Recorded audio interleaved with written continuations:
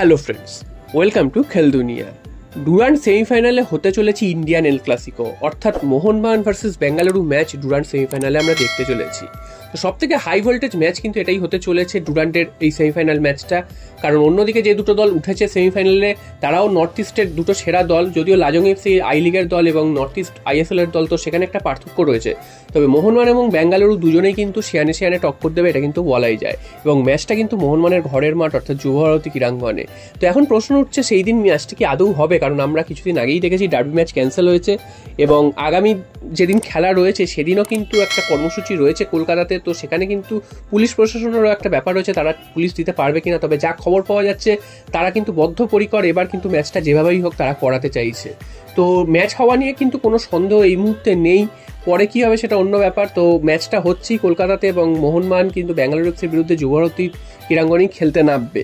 এবার মোহনবাগান এবং বেঙ্গালুরু এই দুটো টিমের এই মুহূর্তের কন্ডিশন কি সেটা হচ্ছে সবথেকে বড় ব্যাপার, কারণ দুটো টিমই যে খুব একটা বেশি ম্যাচ খেলেছে বা সেটাও কিন্তু একদমই নয়, কারণ দুটো টিমই এই ডুরান্ড কাপ দিয়েই সিজন শুরু করেছে এবং যারা সিনিয়র প্লেয়ার তারা কিন্তু এই ডুরান্ড কাপেই অংশগ্রহণ করছে। তো মোহনবাগান মাত্র দুটো কি তিনটে ম্যাচ খেলেছে এবং বেঙ্গালুরু এফসিও সেরকমই 3-4টে ম্যাচ খেলেছে।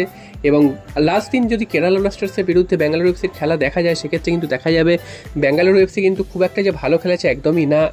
কোনো রকমভাবে কিন্তু ম্যাচটা জিতেছে বেঙ্গালুরু এফসি এবং শেষ মুহূর্তে যে কেউ গোল করলে জিততে পারতো, তো সেরকম জায়গা থেকে কিন্তু বেঙ্গালুরু এফসি জিতেছে। তো বেঙ্গালুরু এফসি যে খুব ভালো ছন্দে রয়েছে তেমনটা কিন্তু একদমই নয়। এবং মোহনবাগান উল্টো দিকে, তো মোহনবাগানেরও যে অবস্থা খুব একটা ভালো তা নয়। মোহনবাগানের ফ্রন্ট লাইন মানে যারা অ্যাটাকিং লাইন আপ সেটা কিন্তু দুর্দান্ত রয়েছে, সেটা নিয়ে আলাদা করে কিছু বলা নেই। তবে ডিফেন্স নিয়ে একটু সমস্যা রয়েছে, ডিফেন্সে কিন্তু এখনও বোঝাপড়ার অভাব তৈরি হচ্ছে এবং ডিফেন্সে কিন্তু সেই অর্থে ভালো প্লেয়ারেরও অভাব দেখা যাচ্ছে। তো যার ফলে কিন্তু মোহনবাগান আগের দিন অনেকটাই ভুগেছে, 3টে গোল হজম করেছে। তো তোমাদের যেমনটা বললাম যে মোহনবাগানের স্ট্রাইকিং লাইন আপটা এতটাই দুর্দান্ত যে 3টে গোল হজম করলেও মোহনবাগান 3টে গোল দিতে যাননি। তো সেইটার জন্য কিন্তু সেই ম্যাচটা উতরে গেছে, নাহলে কিন্তু সেই ম্যাচটা উতরানো খুবই চাপের ছিল। তো আগামী যে বেঙ্গালুরু ম্যাচটা রয়েছে তো সেই ম্যাচও আশা করছি মোহনবাগানের স্ট্রাইকিং লাইন আপে কিন্তু গুড়িয়ে দিতে পারে বেঙ্গালুরু এফসিকে। যদিও বেঙ্গালুরু এফসির যারা প্লেয়াররা রয়েছে, জশ পেরেরা-ডিয়াজ বা সুনীল ছেত্রীর মতন প্লেয়াররা রয়েছে, তারা কিন্তু মোহনবাগানকে এর আগেও কিন্তু অনেকবার বিপদে ফেলেছে। তো সেই দিকটাও মোহনবাগানকে নজর রাখতে হবে এবং নকআউট ম্যাচ যা খুশি হতে পারে, যখন যে কোনো টিম যে কোনোভাবে কিন্তু বেরিয়ে যেতে পারে।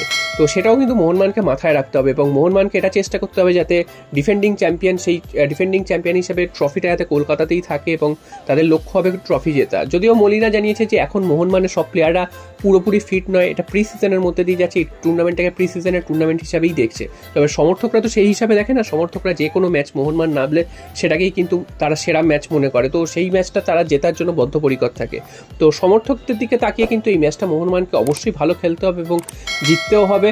এবং দেখা যাক যে জেমি ম্যাকলারেন তিনি এই ম্যাচে অভিষেক করে কিনা, কারণ তার চোট নিয়ে কিন্তু অনেক দিন ধরেই কথা শোনা যাচ্ছে, যদিও তার ঘাড়ের চোট এবং তিনি এখনও যে বল পায় খুব একটা অনুশীলন করেছে তাও নয়। তবে আশা করা যাচ্ছে জেমি ম্যাকলারেন আস্তে আস্তে সুস্থ হয়ে উঠছে এবং তাকে কিন্তু আমরা একটু সময়ের জন্য হলেও মাঠে দেখতে পাবো। তো দেখা যাক শেষ পর্যন্ত কি হয়, জেমি ম্যাকলারেনকে মোহনবাগান খেলায় কিনা।